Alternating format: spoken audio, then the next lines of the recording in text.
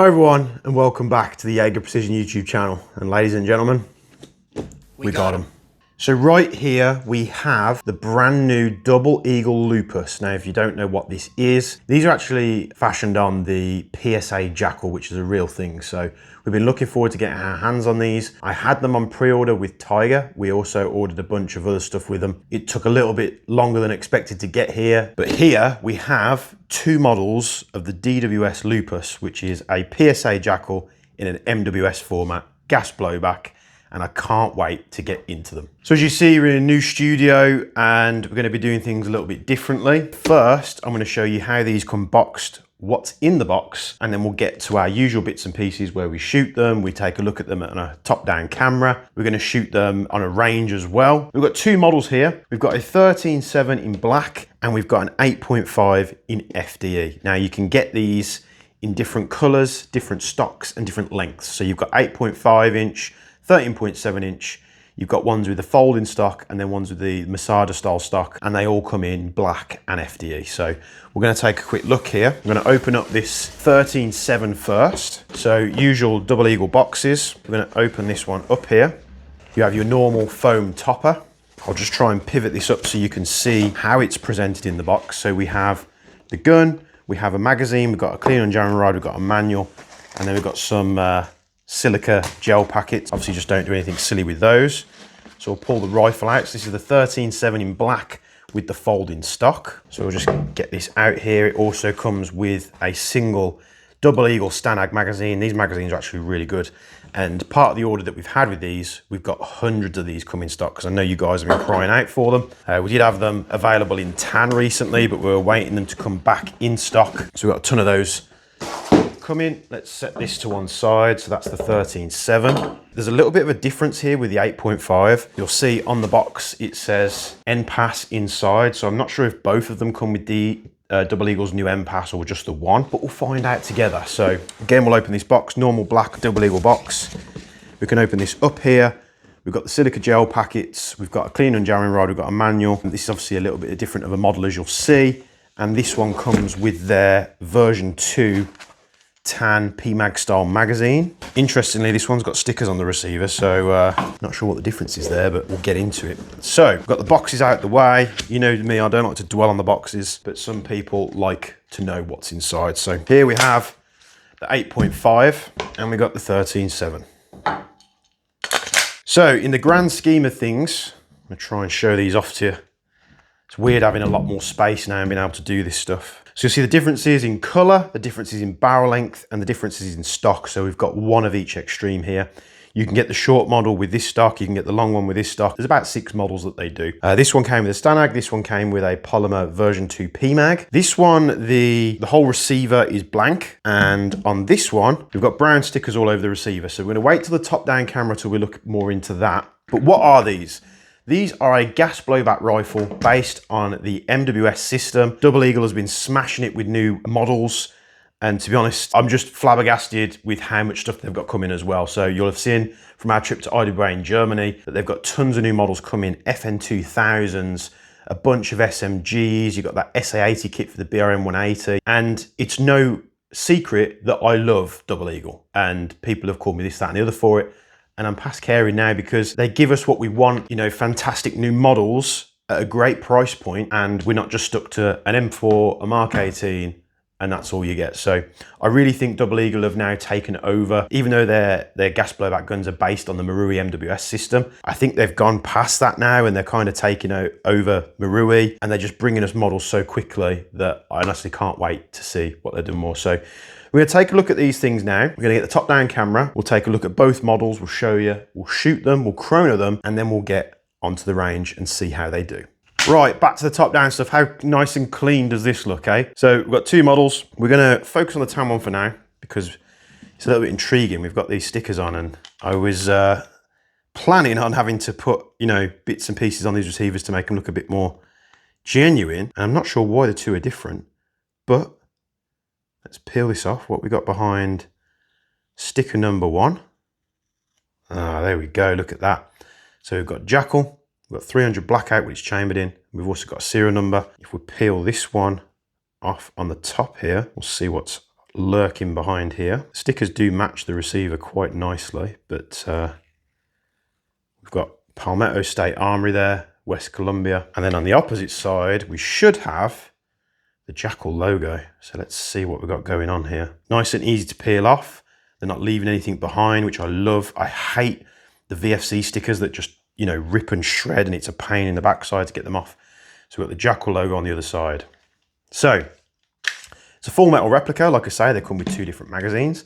This is the 8.5 inch. Obviously the 13.7 is longer. So you've got the choice if you prefer a long gun or you prefer a short gun. The controls on this thing are going to be very reminiscent to an M4. Your mag release is in the same place. Your trigger's in the same place, of course. Your fire selector is in the exact same place. Your bolt release is in the same place. It's not ambidextrous, but you can swap over these charging handles. So the charging handle will push the bolt back, of course, and it goes forward. Kind of reminiscent of like a scar bolt, but let's open this thing up and see what we've got going on inside. These will come with a sort of replica style die-free co grip. We do have them on the website now if you want to pick up genuine articles, but they do come with these out the box. Right, we've got our trusty magnet. Let's see, because a lot of people will be interested to see what's aluminium, pot metal, zinc mix, or do we have many steel components in these? So let's pop this front pin out. We can split the upper lower receiver really easy. So at the lower here, we have a buffer with a rubber padding, which is nice. They've obviously learnt that from the MCXs. The trigger pack does look very reminiscent from like the MCX and the BRM 180. So bolt release is steel, hammer, steel. Your full auto seat is aluminium. Your Z plate is steel. Obviously the body pins are steel. Mag release, trigger, and your selector. Everything is steel in here, which needs to be, which is now becoming the norm for double eagle. So let's pull the bolt out here. It's the first time we're pulling this out, so bear with me. So the bolt, we have a nice chunky bolt here. Steel bolt. Obviously we've got some brass rollers, which will help with how the bolt moves up and down inside the receiver. Got a really big chunky recoil spring, which I really do like. It's a much simpler system to the MCX. I'm not sure how much of this is reminiscent to the real JAKL, because obviously we don't have them over here, but nice steel bolt, what we want. They've learned from the MCXs that the aluminium bolts were just not up to snuff. We've got a normal MWS style adjuster in here. So you can actually adjust it through the ejection port, which is nice. They've done that similar to on the PCCs. So for the most part, I mean, I'll demonstrate this to you. Let's put the bolt back in. In fact, before we do that, let's swap this charging handle. So if we pull it all the way to the back here, we should be able to pull it out like that. And then we can flip it round and shove it in the other way. The bolt, very easy, slides in. They're nicely greased as well. They're not like overly over the top, shove it in the hop unit and everything else like a VFC. They're a bit more tactile with where they're putting the grease. Receiver pins and receiver go nicely together. There's no flex in that upper and lower receiver blend. And, you know, the handguard as well is very secure in place. Putting this onto the left side now, I'm a right-handed shooter, it's going to be easier. If it's on the opposite side, you'll have to come under or over to rack it. It's entirely up to you. If we lock the bolt to the rear, you'll see the charging handle moves free. So it's a non-reciprocating bolt handle or charging handle, which means if you are gripping the rifle like this, when you pull the trigger, that charging handle's not going to fly back and hit you in the hands. Stock, let's have a look at that. So this one comes with the Masada style stock. We've got this huge chunk of aluminium here. Pretty sure it is, yeah. We've got length extension. We've got loads of adjustment there if you're taller. You can also pull back on these cheek rests. You can pivot them up, push them back forward, and you've got a slightly heightened cheek rest. It's not the best Masada style stock that I've, you know, touched and held, but it seems to be more than up to the task of what it needs to do. You've got storage in there where you can put batteries and bits and pieces like that. It's got a rubber cap to keep the water and dirt ingress out. You've got a big pocket at the back of the thing there where it's been machined. To be honest, I'd say they've probably bored that out a bit too much, but it's probably to reduce weight. So it feels really nice. You've got a little polymer trigger guard here as well. Let's have a feel of the trigger. standard DE trigger that we've come to expect. Leaps better than the standard Tokyo Marui triggers. Nice and easy to anticipate. When you hit the reset, you're right on the wall again, so a great trigger. Obviously, VFCs do very well with their triggers, but in terms of MWS gas blowback replicas, at the moment, it seems like DE are doing it well. That's, you know, a manufactured gun, not like, you know, an aftermarket trigger box, because you can swap and change parts out of these things. So looks great with the PMAG in there, but to be honest with you, I'd probably run it on the Stanags. Although these version 2 PMAGs are better, the Stanags that they do are just far superior. So we'll pop that to one side. Let's have a look at the 13.7. So we've got a much longer top receiver here, a longer handguard, and of course a longer outer barrel. Now looking down there, the inner barrel comes to right before the flash hider on the 8.5 as well. I'm not sure if you'll see this. Let me fold the stock and see if I can demonstrate. There you go. So the tan one that I've got here, which is the 8.5, obviously said NPAS on the box, and I could see it in the bolt. Does the 13.7 have it? So strangely enough, the 13.7, I don't see, let's just quickly pop that off there. I don't see an NPAS, so maybe they're only available on certain models. So we'll see here. I think that's just a normal valve. You know, I don't see a grub screw in there, so it could be a case of slight difference in the models. It could be a slight difference in the batches. Again, we're very early to get these. So got the Stanag there as well. So with the 13.7, you obviously have the metal fold in stock, much like on the MCXs. They are a bit tight to pull up like that, but nice and easy to fold round. When you lock them back into place, they're much better than the early stocks that they did, and there's no real flex in them at all. You can, with the MCXs as well, sometimes get them where this will be a little bit loose. Just fold the stock, take a 4mm Allen key, tighten that up, and you're good to go. But this one's pretty damn good out the box.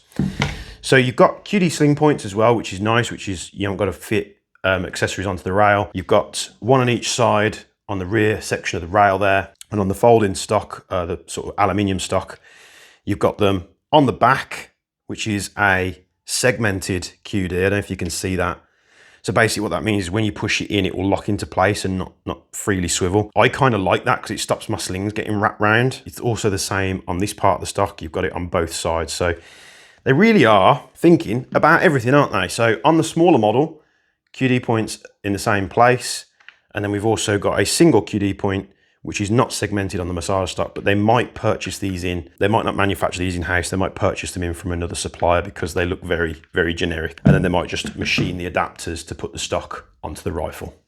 While we're here, we might as well get the magazines ready for some Chrono in. Now, I imagine the 13.7 is going to be a tad warm because it's got a full-length barrel. It doesn't have the MPAS fitted. This one could be, could not be, but we can turn it up and down with a 1.5mm Allen key. So let's get these magazines ready. We're going to be using some of this Rebel green gas just because it's what I've got here. I'm going to charge up the Stanag mag with some gas. They do tend to take a lot of gas, much like the Marui Stanags. There we go. And they also do have an aluminium feed tube, which you can cut down if you want to put more gas in. With the PMags, however, it is what it is. You can't really improve the gas chamber like in the Stanags. Like I say, these version 2 PMags have been much better, but I do prefer the Stanags. All right, let's get some rounds in here. So we're just going to be putting some .25s in for now. There we go, as the BB goes across the bench. We will be testing with a bunch of different heavyweight ammo on the range. When we, of course, get to it, the only annoying thing of having laminate flooring now, when the BBs drop on the floor, they make a sound. So mags are ready. Let's get back in front of the camera, chrono this thing, and then we'll see what it shoots like on auto as well. Right, we've got our chrono. I've bought another one. I bought one of these little X-Cortec X310s, which are like the size of an action camera, just because I'm not sure what the battery's like in this. So we've got one to fall back on just in case. Going to put some specs on here. I have a beautiful, massive catch box. It's not perfected just yet. I've improved it a lot since it's installed. Some rounds might pop out onto the floor on a weird bounce. So we'll do the JAKL first, the 8.5 first, that is. With the charging handle on the opposite, on the left-hand side, what you can actually do is as you pull it back, you can press the bolt release the other way to lock it on empty, which I always say to do when you're putting a fresh mag in, unless you strip some rounds out the mag. So we're set to 0.25s. Let's do a first round. 0.838, 0.868, 0.748, 0.662, so a little bit low, 0.748. What I'm going to do is I'm going to quickly try it on the Stanag, see if we get a different result. Yeah, we're 0.8 to 0.9 joules. We are getting the rounds drop out the barrel. And what that means is, it's probably why we're getting a few funny results here. With gas blowbacks, a lot of the time, if you're loading a round into the chamber and it's just rolling out the barrel, which I think we're getting there, all we need to do, we need to add some hop on, because the hop rubber is not holding the BB in place. The way that we check this, once we've put a little bit of hop on, we put a mag in, we charge a round, point it down to the floor. If nothing comes out, we're good to go, and we'll probably see a bit better of a result here now. 0.8, 0.9, 0.9, 0.9. Yeah, we're back to being consistent. So 0.9 on the Chrono, so the MPass is pretty much within where we need to be for the UK. So what I'm going to do is I'm going to fire a shot while pressing the bolt the opposite way to lock the bolt back, just so we clear the barrel. We don't have any accidents, because we've got a lot of TV screens and stuff in here now. I don't want to be taking one of them out. This one, however, I think is going to be a bit more powerful. So we're going to try it on the PMag first. This one's got the charging handle on the other side, so I can't do what I did before. They've got that usual spring twang, and the way that we can get rid of that is basically we strip the bolt apart, we pull the nozzle spring out, we load the nozzle spring up with a bit of grease, and it just removes that reverberation of the spring. So we're going to put a round through this now with the 13.7. That was 1.8. Let's try it. Nothing coming down the barrel on this one, so we're good. 1.7. 1.7, 1.7, very consistent, but we are warm. We're going to take that mag out. We're going to put the Stanag mag in. We'll try it again. 1.8, 1.8, 1.8. So this one is higher powered. Now, I'll just show you the result there. So we're 1.855 joules. I'm not sure if you can see that. Hopefully you can. So this one, they're both like Asia spec guns because they've been bought overseas. They've not been bought in the UK. We saw this with the MCXs. So once the MCXs come over to the UK, they were all literally 1 joule. So it's like a regional thing. So don't worry about that if you're waiting to purchase in the UK. Now this one has an MPass, so we can turn it up and down. For some reason, this one doesn't, but that's not a problem. You know, we can chuck a Jaeger MPass in there and figure it all out. UK spec guns usually come without MPasses, and they'll have like a short inner barrel. So what we're going to do is I'm just going to quickly rattle off some rounds. So let's see.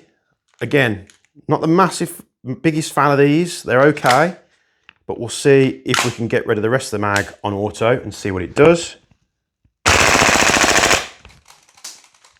Absolutely fine. That thing ran like a dream. And we'll do the same. Let's just make sure we've got one in the chamber, which we do. A bit more spring twang on this one. And we'll dump the mag on this one as well. These guns run superbly well. What we've come to expect from DE, to be honest. And it almost seems like every new drop that they make, they just refine the system further and further. So I kind of expected them to run good like the MCXs and the other ones. Now, in terms of recoil and stuff, I think it's got more than an MCX.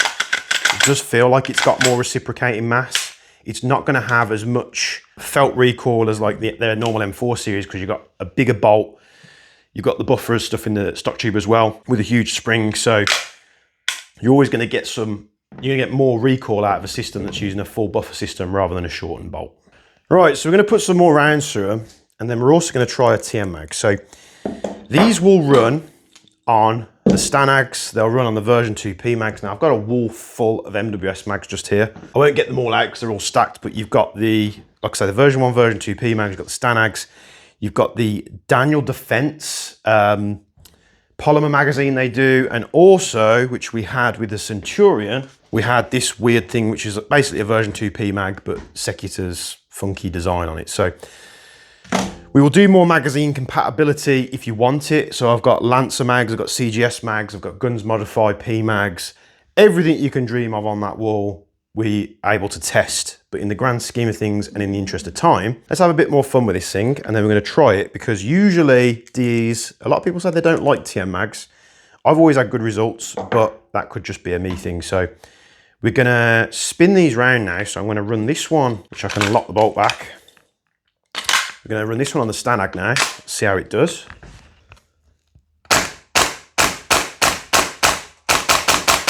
Really good recoil. It feels fantastic. It feels better in terms of recoil than the MCX is, of course, but empties a mag absolutely fine. We've put like 2 or 3 magazines to that now, so it's running good. We'll put the P mag in this one this time.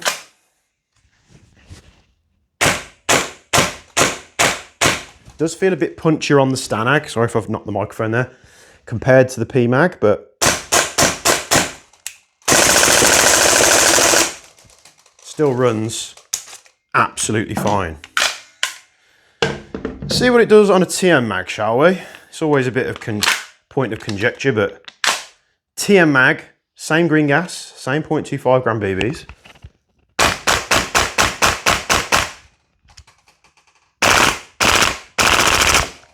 Bit of gas spit there. Now, these are modded TM mags, mine always were. So the reason why that's gas, spitting gas, is when I cut down all my tubes for my magazines when I do the mods, I cut them down all the way because very rarely do I use full auto. But, and I've been saying this for a while now, I used to be a massive advocate for TM mags in double eagles. But now, I honestly think any double eagle, Salvo Precision, we've got Salvo Precision MCXs, we've got the BRM 180, Salvo Precision or DE Stanag magazines are the choice that I would recommend. So a bit of time is going to pass now because we're going to try them on the range. What I'm going to do when we go there, because we're going to have different weights of BBs, I'm going to take a bunch of these Stanag mags. We'll set this up to 1 joule, and then we'll test the different ammo. And then what I'll probably do is I'll take the bolt out of the TAM one and put it in this one, just so we can set this up on at 1 joule, because obviously if it's shooting at 1.8 joules, it's going to have an advantage. So we'll pull the bolt out of this one, we'll put it in here, we'll set this to 1 joule, and we'll see what the differences are with barrel length. But so far, I'm delightfully impressed. I knew I was going to be impressed with these things. Which one's your favourite so far, with the tan or the black or the Masada? I think the Masada stock just sells it. It makes it a little bit more futuristic. And it's really scratching the itch of like a Scar. If you don't know about the PSA JAKL, like DE started venturing out into different models, I always said, I hoped, me and Netzi, my editor, always said, we hope to God they do a PSA JAKL, and here we are. So for you, it's going to be a split second. For me, it's probably going to be a couple of hours, but let's get to the range, let's see how this thing does, and then we'll be back on camera to wrap up our results and findings. So moving up to the range here at HC2, you can see the facilities are pretty good. We've got 3 ranges there we can use. It's all netted off. You've got like a social area. If you haven't come down and checked out this range yet, you really should. You've got darts, so you can play dartboards while you're waiting if your mate's shooting on the range. So more importantly, let's get to what we're here to do. Right, we're here. We're going to be testing the 8.5 Lupus first. We've got the first magazine loaded with 0.3 gram BBs. We'll take a quick chrono reading, 0.961 joules. And we'll see what the flight path's like. So I'm just going to shoot at the black netting down the bottom. Okay. So we're going to need hop. We'll take the wheel. We're going to do some clicks back and try again. See if we can set it. That went pretty far, to be honest. I'm going to lock the bolt back. We're going to give it an extra click. See if we can get it as straight as possible.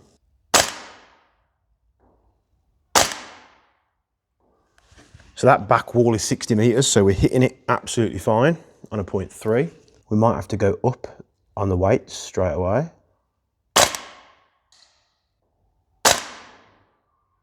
There we go, hit that target. I mean, this gun's already pretty capable. We're gonna go for the furthest away target, which is that metal one, which is 60 meters away. I'm sure we're gonna hit it, but let's see how many times we can hit it.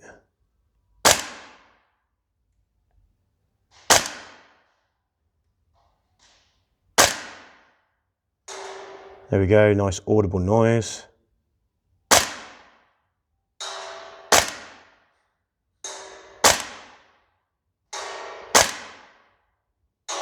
So a 0.3 gram BB at 60 meters. It's kind of annoying when you lean the gun back that handle isn't retained by anything. What would be nice if that maybe sat on a spring or something to kind of like hold it forward, but it's not the end of the world. So we've done a 0.3. The next magazine is a 0.36 gram, and we're gonna see what we're on the power.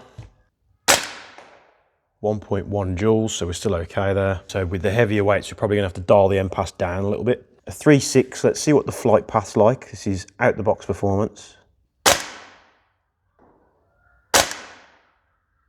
So we can reach 60 meters. What I'm gonna do, I'm gonna lock the bolt back. Gonna give it 2 more clicks on the hop wheel. So we basically roll the hop wheel backwards for more hop, and we roll the hop wheel forwards for less. So 2 more clicks, let's see what we're doing.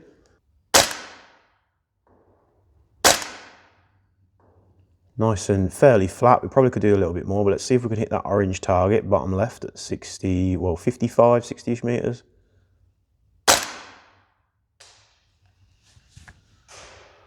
I mean, I wasn't even trying, and that was the first shot. Okay, let's go right to the 60 meters with a 3.6.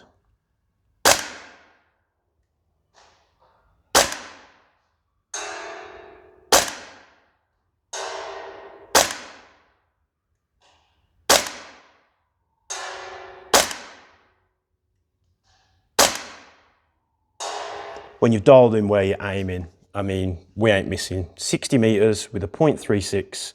We've far surpassed the accessible range here. We'd easily be going 65 plus, I reckon. What I'm gonna do is I'm just gonna sink some rounds into that black netting at the back so we can have a look at the group, like the variance of the grouping. So I'm gonna try and hold this as steady as possible.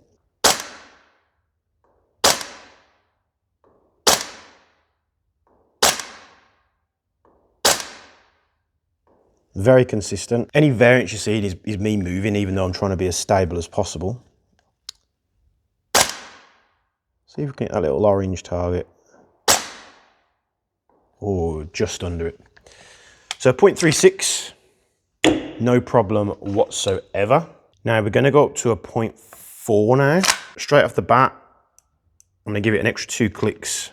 We're gonna start to get jaw creep now, even though we were starting to get it anyway, but 0.4 gram,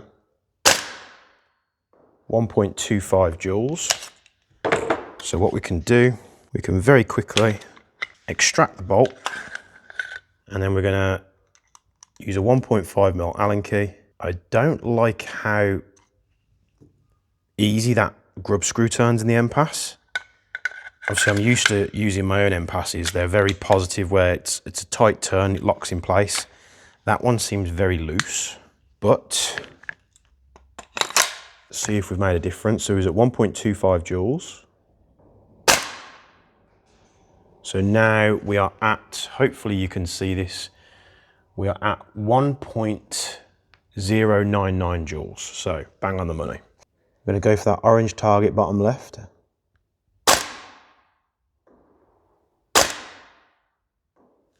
We need a little bit more hop, so let's, 2 more clicks on the hop.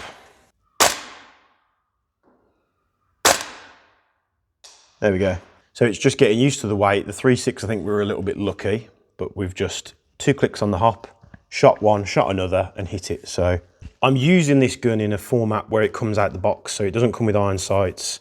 You got no red dot. We're just eyeballing it to see what the best we can do. Now, I'm gonna put another 2 clicks on the hop and see what happens.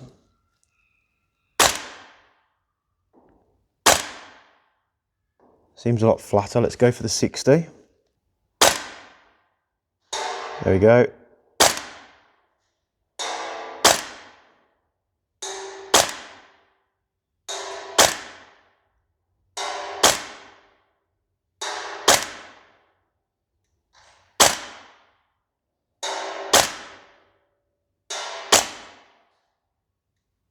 Just off the right side of it there. So 0.4s, no drama whatsoever. How many more clicks can we go? I'm gonna do 2 more clicks just in case. I'm gonna go up to a 4.3 now.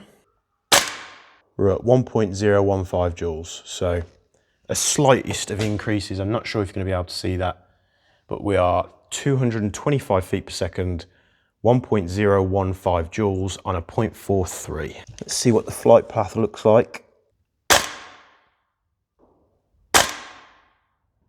Very consistent. Now, let's see if we can, that's the max setting on the hop now.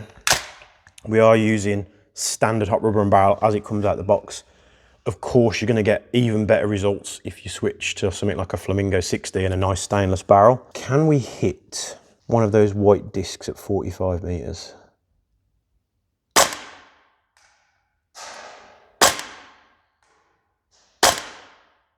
There we go. Within 3 shots, no optic. Now let's go back wall 60 meters. Need to adjust.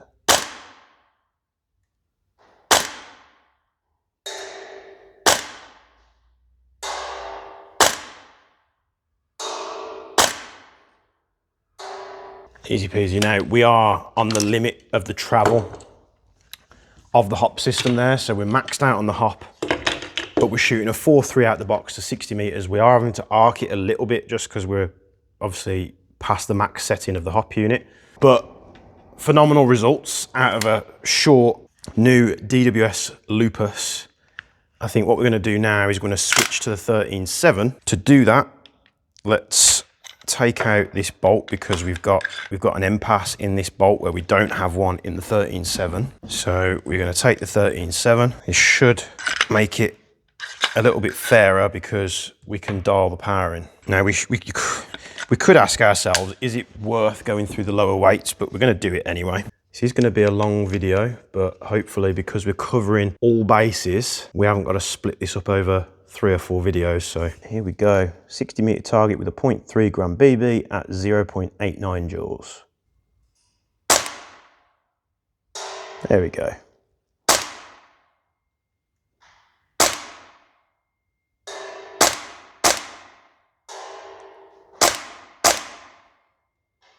Follow-up shots are, chucking a flyer.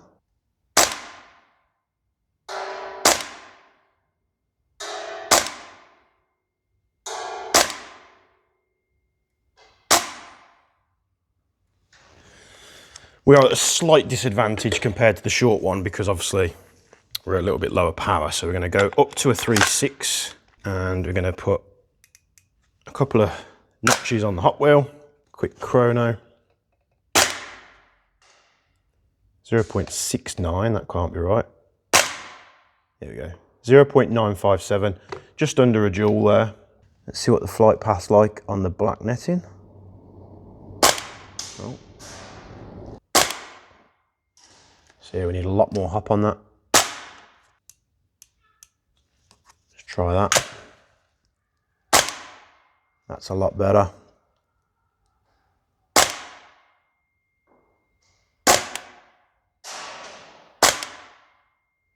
Looks like we've got a light strike on the mag there or something. There we go. Maybe it's a me thing, maybe I'm more comfortable with a short barreled rifle, but I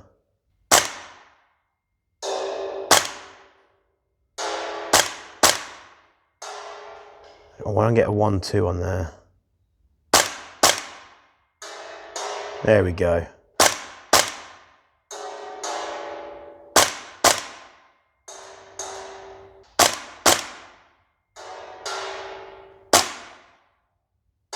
And we hit it on the last round.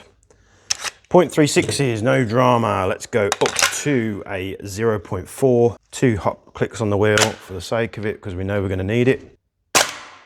0.819, okay. Let's quickly adjust that end pass. I don't like how easy this screw turns, but people have got plenty of choices for aftermarket end passes. Where are we at with the power now? 1.105 joules at 243 FPS. Here we go. Let's check the flight path.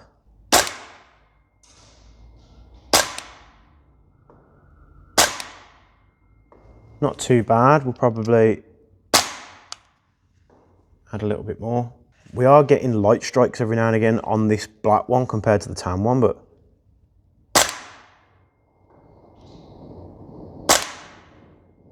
there we go.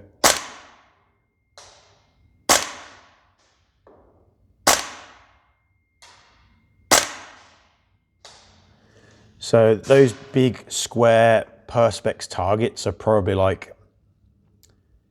a little bit bigger than like an A4 sheet. It's bigger than a human head, so maybe like in between an A4 and an A3 sheet of paper. But you know, at such ranges, it's not a problem at all. And we haven't even really put the time in on this platform to dial it in. On a 13.7, I really do feel like you'd be putting an optic on it. But let's see what we can do on the Metal 60.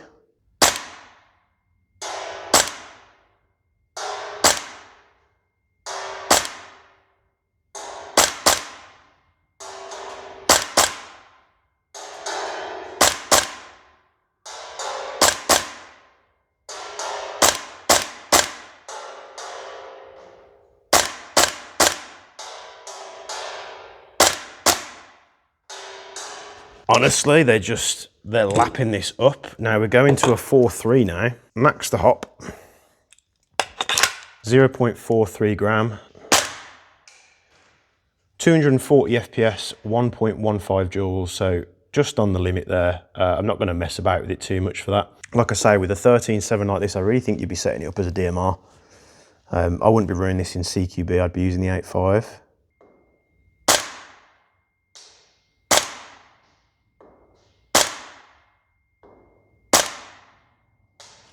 Seems like on the 13.7, we've got, it's coping with the heavy ammo a little bit better now. It could be barrel length. We are maxed on the hop, but let's see what we can do at the long one. There's a light strike for some reason. Not sure why it's doing that.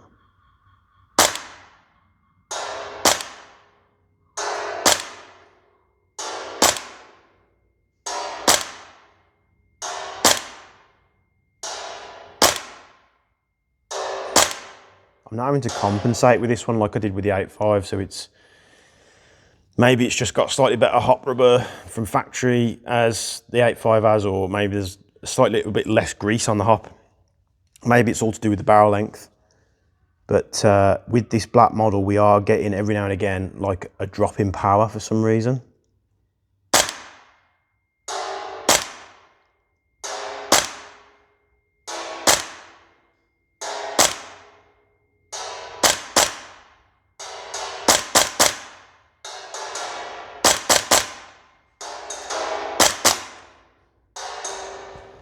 Phenomenal. Now, the DJI is overheated, perfect timing. It is ridiculously warm up here. I know I'm walking out of frame, so bear with me.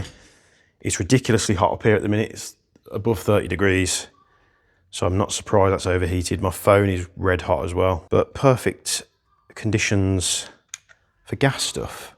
Let's whack this bolt back in the 8.5. Phenomenal results on the range for an out-the-box barrel and hop system. If you've followed me for a while, you know I love to put flamingo rubbers. So if we do put like a flamingo 60 in this and pair it with a better nub, we're going to get even better performance, because what we'll basically be able to do is apply more friction to the BB, get more backspin, but with less pressure needed to be added. So we've gone from a 0.3 all the way up to a 0.43. With an upgraded hop rubber, we could hop higher than that. I'm sure we could. 13.7 is a perfect platform to set up as a DMR. I don't know why that one's light striking every now and again. It could be the magazine, to be honest. I didn't really check that, but this one ran flawlessly, and it's going to be an absolute monster in CQB. It's fairly lightweight, but what we'll do, we'll get back in the studio and we'll wrap this up on the DWS Lupus from Double Eagle. So quickly, one thing to mention in full transparency was this model of the JAKL, the 8.5, was one that I ordered. I purchased it myself with my own money from Airsoft Tiger, and then we incorporated it into an order that we put in because we bought a bunch of the Stanag magazines, which are available on the site now. The black rifle is actually a review sample that was sent to us by Double Eagle. Now, I'd already purchased the JAKL, and just before it was about to ship out, because obviously Tiger work with DE quite a lot there. They're a distributor over in Hong Kong. So they contacted me and said, the team would like to send you a sample. And I said, well, I've already ordered one, but if you want to send another, that's absolutely fine. And then while that process was going on, they said, actually, the team have sent you the DWS 180, which is like the cheaper version of the BRN 180. To which I said to them, well, I've already got a BRN 180. I've got the deluxe one. So if you want to send anything, just send another JAKL and we'll do something with it in the build. So full transparency, this one I purchased myself, which what I was going to use for the review. This is just a tag along a review sample, which they have sent out to other YouTubers, which probably explains why this one is different to this one. But this one was purchased by myself. Right, so wrapping this video up, hopefully many of you have appreciated the new format and the new studio. The camera might have moved around a bit because I've done it over 2 days. But both guns fired superbly. There's a couple of things to mention. I think I mentioned it before, where when you lock the rifle back to the rear, the charging handle does flop around a bit. So it would be nice if that was kind of encapsulated with a spring. It's very doable, I think. Maybe that's a mod that we need to look at. With the longer model, which was the review sample model, what I found is that as I was putting it back on the bench here, I'll try and demonstrate this. You'll see how this binds up, and I couldn't figure out why because I didn't notice it before. And then if I actually just push the barrel up slightly, it goes back to being free moving. So there's something to do with the barrel system where it can move. I've tried to do it with the 8.5, but that seems a lot more rigid. So if you're getting the 13.7, it might just be a case of the barrel nut needs tightening up or something like that. So you know what I like to mention everything that I've seen in the review. So in terms of the two models, preferably, I'm a short gun guy. I like short stuff, which has been no secret on the channel for well over a decade now, but the 8.5 is probably the one that I would choose. Not to say that the 13.7 doesn't do anything different to the 8.5 or it's worse or better or anything like that.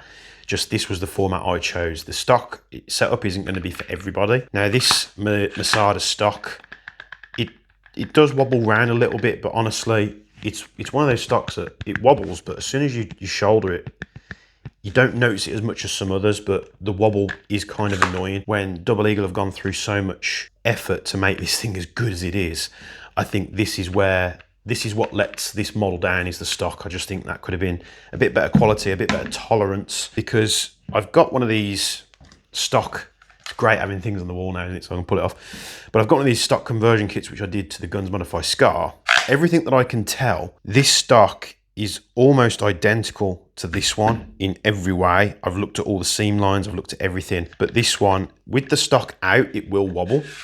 But in terms of how it connects here, it's a little bit more sturdy, but that could just be a tolerance with the bracket. So I'll probably always use this. This is really like a CQB gun. So I'll always use this with the stock folded down unless I'm outdoors and all of a sudden I want a better firing position, and I put it in my shoulder. So it's, you know, the optic and everything's a little bit further away because I am quite a tall person. But that's my only criticism of this platform. I've been looking around at reviews and stuff like that, and the websites that are stocking these. I can find them in the short with the Masada stock. I can find them in the long with the Masada stock. I can find them in the shorts with the wire stock, if you want to call it that. But I can't find anybody stocking the 13.7 with this stock. So that could just be a case of the shops that are ordering these models have thought that doesn't really make much sense. And to be honest, it's kind of right. If you're using the long barrel, I'd much prefer the bigger stock. It just feels a little bit more secure. Not that this stock's bad, it's just so thin, and obviously you don't have the length of pull, you know, adjustability that you do with the Masada stock. So you could get it with the rear Picatinny and you could swap this stock out for something else. That's absolutely fine. But just what I've noticed and what I've experienced shooting these things on the range, they shoot absolutely blindingly great. For an out-the-box gun, they are fantastic. This one held its own a little bit more with the 4.3s. It's probably due to the, the extended barrel, but they both hopped up to a 4 absolutely fine. A quick hot rubber change will get you more, which has always been the case with the DE replicas. You can get more out of it by putting like a 9-pound hot rubber.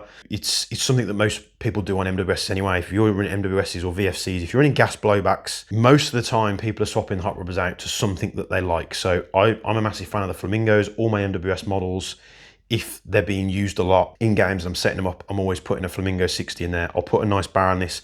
I plan to use this, what day are we on today? I think it's Tuesday. So Thursday I'll be using this in the HC2 gaming area, and then we're taking a trip down to Blackstone, which is a Rift site, on Saturday, so I'm going to use it there as well. I'll probably take both, just in case I have an issue with this for whatever reason. I can fall back on this one. This isn't really a CQB gun. I suppose we could run around with it in CQB with the stock folded. It'd be absolutely fine. But maybe I won't. Maybe I'll take something else. But I am delightfully impressed with both these replicas. They shoot great on semi-auto. They shoot great on full auto. The hot performance is good out the box, but can be improved further. The magazines work well. Everywhere that I've seen online of them selling these, they've got pictures of the trade. So that could be a review sample thing, because there are a couple of YouTubers that have had samples from DE and they've actually received this model. So it could very much be a review sample thing, and then the retail version of it comes fully traded. So thank you all for sticking through this long video. I hope you like it. We've kind of condensed 3 videos into one. So we've got, me talking about it, maybe 4 videos talking about it. We've got the top down stuff. We've got me shooting it in full auto. Yeah, we didn't do like an old Jaeger test. If you still want the Jaeger test, let me know in the comments below and I'll always put it in. If you've got any feedback on the new setup or anything that you would change, just let me know. I'm open to criticism, constructive criticism that is. Or if you just want to roast me in the comments below, have at it and we'll have a bit of banter. But thank you for tuning into this. I've really thoroughly enjoyed taking a look at this over the past 2 days. It's been sweltering hot here, so I have struggled a little bit. Again, this one, fully purchased by myself. That's what I'd done. I pre-ordered it long ago. The reason why it took so long to get to me, like I say, is because I put an order in through Tiger to DE for the Stanag magazines. So we've had 100 of those turn up. They're in stock on the Jaeger Precision website right now if you want them. And they're also £10 cheaper than the other shop in the UK that's got them in. So they're selling for 70. We're doing for £59.99. It's not my intention to plug it, but if you are looking for these mags and you don't want to pay that extortionate price, we've got you covered. So they're already flying straight off the shelf. So thanks for tuning in as always. This is the Double Eagle DWS Lupus, and also known as the PSA JAKL, and we'll be seeing you in the next one.